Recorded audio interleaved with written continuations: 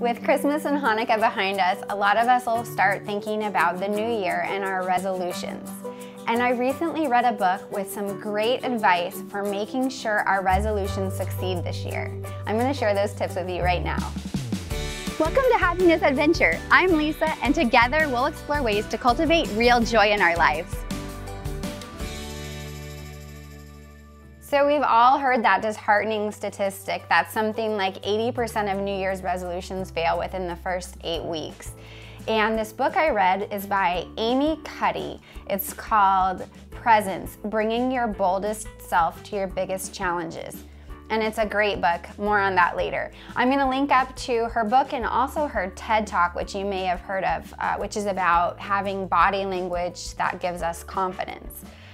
But this book had some great advice for how to set New Year's resolutions and avoid the trap of resolutions that fizzle out really early on.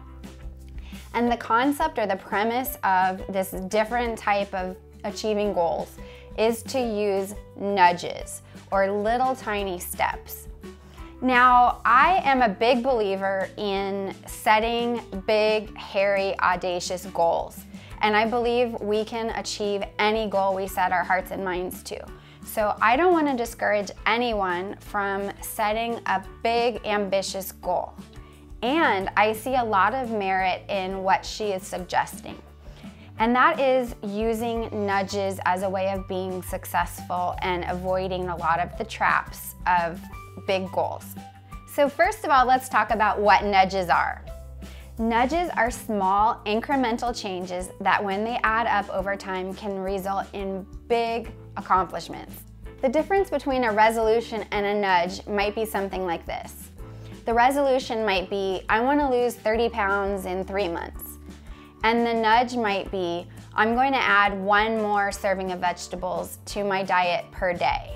Nudges are a little bit difficult because they're a little less appealing than feeling like we're gonna do an enormous transformation in a short period of time. And I know I'm impatient, so I like the idea of a boot camp and a complete remake all at once and get it done and make progress fast. And it's hard to be patient.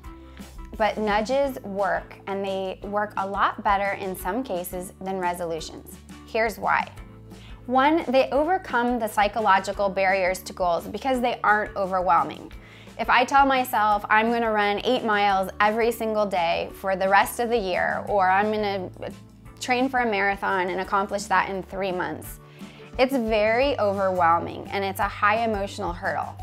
And the other thing is, if I don't do it and a couple days go by, I start to feel like, oh, I failed and I can't do this. As opposed to nudges, which are very unintimidating. We can tackle them, they're bite-sized. The next thing is that nudges kind of self-reinforce because success breeds success. So we do it one day, we feel good because we got it done, we kind of show ourselves that we're true to our word and we're doing what we planned. And that starts to build upon itself and starts to pick up momentum. The next part of this is very interesting, and I would direct you to Amy Cuddy's book to learn more about the mechanism by which it works. But it's that sometimes our beliefs are actually the result of our actions and not the other way around. So we tend to think, for example, I buy this product because I like it. But actually, we might have just bought it because it was in front of us, but because we bought it and use it, we think we like it. So the same thing can work with our actions toward our goals. We start to see our behavior and change our beliefs. So it kind of works in reverse to support our goals. And the last part of this nudge philosophy that I love is that it avoids an all or nothing mindset. And that's something I fall prey to a lot, where I think if I'm not gonna be 100% perfect, I have already failed and I might as well throw in the towel. And I'll give you an example. Maybe I have a really unhealthy breakfast and I think, well, this day's blown, I'll start tomorrow. The nudge mindset says, no, it's not all or nothing. We can still have a couple healthy servings of vegetables, or just because I didn't get out for an 8-mile run doesn't mean I can't go out for a stroll and get a few more steps in. So I think it keeps things positive and not black and white, and it's about progress, not perfection. You know, my dad often told me this analogy when I was growing up, and it was about a man who was building a wall. And this guy would just put on one brick a day, one little lousy brick. Every day, he'd go out and put one more brick on. But before you knew it, he had built an enormous mansion. And that's how I think about nudges. They're a way to accomplish huge goals with an uncumbersome, unintimidating, tiny step at a time.